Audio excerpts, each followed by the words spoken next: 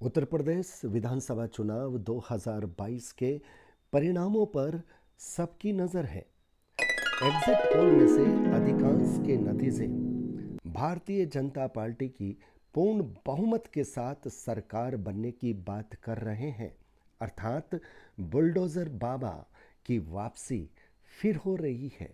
अब सवाल ये है कि अगर इन एग्जिट पोलों के परिणाम वास्तविक नतीजे बन जाते हैं, तब स्क्रीन पर आप थोड़ी सी नज़र रखिए और स्क्रीन पे जो सवाल लिखे हैं उन सवालों के जवाब सोचिए। नमस्कार, मैं संजय सनम, आप देख रहे हैं digital first news. Uttar Pradesh विधानसभा चुनाव 2022 में इस बार कांटे की टक्कर। तमाम exit poll Bharatiya Janata party के पक्ष में।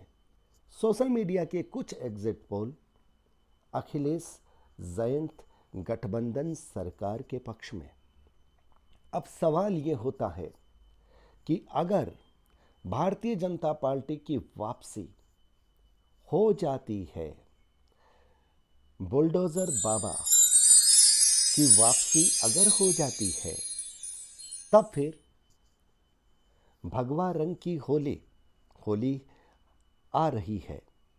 उत्तर प्रदेश में फिर क्या छाएगा भगवा रंग, और उत्तर प्रदेश का भगवा रंग कहीं ना कहीं देश की होली में भी भगवा रंग की होली उड़ाएगा।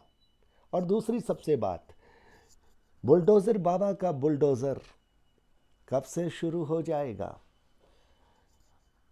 मई के महीने में फिर शिमला बनेगी यूपी।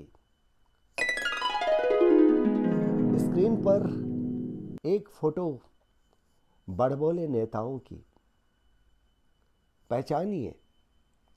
और अगर योगी सरकार की वापसी हो गई तो इनके लिए ये कहावत चरितार्थ तो होगी, सर मुंडाते पड़े ओले।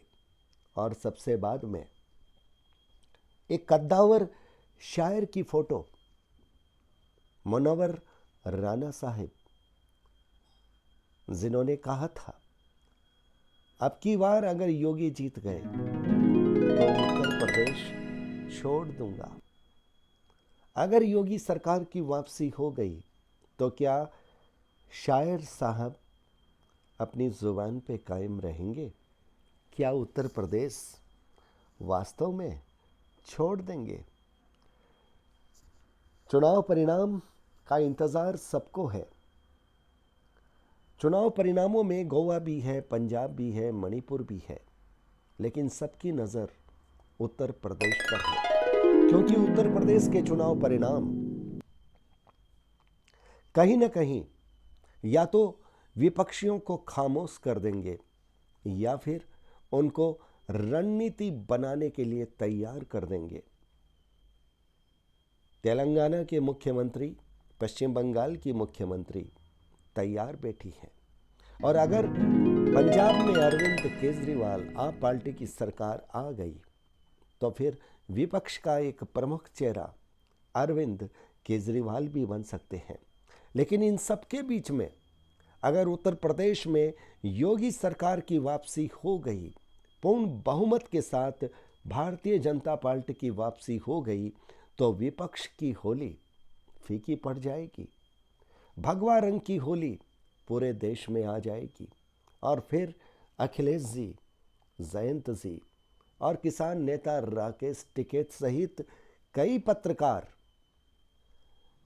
जो चुनावी क्षेत्र में उतरे थे लेकिन अपने अपने एजेंडे के साथ, जिनको तकलीफ होती थी जब जनता कहती थी कि हम वोट योगी को देंगे, तो वो कई तरह के नकारात्मक सवाल पूछने की कोशिश करते थे। उन सब का क्या होगा? और इन सब के बीच में एक प्रमुख सवाल, अखिलेश यादव जी ने सवाल उठाया है ईवीएम पर। अगर उनके आरोप सही हैं, जिस तरह से उन्होंने घटनाओं का उल्लेख किया है कि इस तरह से ईवीएम को ले जाया जा रहा था, तो फिर ये आरोप गंभीर हैं, उनकी जांच होनी चाहिए। लेकिन अगर एग्जिट पोल के चुनाव परिणाम को देख करके अखिलेश यादव और दूसरे नेता घबरा करके अपनी हार को छिपाने के लिए ईवीएम पर ठीकरा फोड़ने की कोशिश कर रहे हैं, तो फिर कल उनका चेहरा देखने लायक होगा। जी हां, 10 तारीख को चुनाव परिणाम है। अब से कुछ घंटों के बाद की बात है। इससे पहले हमने ये संभावित बात बताई है कि अगर बुलडोजर बाबा की वापसी हो गई, तब फिर क्या मुनव्वर राणा साहब उत्तर प्रदेश छोड़ देंगे? क्या स्वामी प्रसाद मौर्य और ओपी राजभर अपना माथा पीट लेंगे? भगवा रंग की होली तो होगी और मई में यूपी फिर शिमला बनने की तैयारी में होगी। और अब चलते चलते बात करते हैं कद्दावर शायर मुनव्वर राणा साहब के उस बयान पर। जब चुनाव शुरू होने वाले थे तब उन्होंने कहा था कि अगर योगी सरकार की वापसी हो गई तो वो उत्तर प्रदेश छोड़ देंगे। अब आप ये समझिए कि एक शायर की यह बुज़दिली है या फिर दिल में कहीं नफ़रत भरी है, या फिर एक शायर की लाचारी है कि वो अपने बच्चों को सेट करने के लिए कहीं किसी का मोहरा बन करके बोलता है, नहीं पता। लेकिन कद्दावर शायर मुनव्वर राणा साहब को माफ़ी चाहते हुए ये अर्ज करना चाहूँगा कि तुम्हारी बातों में नफ़रतों की बू आती है। राणा साहब, तुम्हारी बातों में नफ़रतों की बू आती है और ज़मीर छोड़ने वाले अपनी ज़मीन छोड़ देते हैं।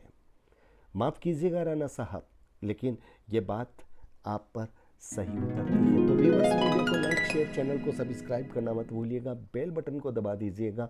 आप हमारे डिजिटल फर्स्ट न्यूज़ को ज्वाइन भी कर सकते हैं। बहुत बहुत आभार, नमस्कार।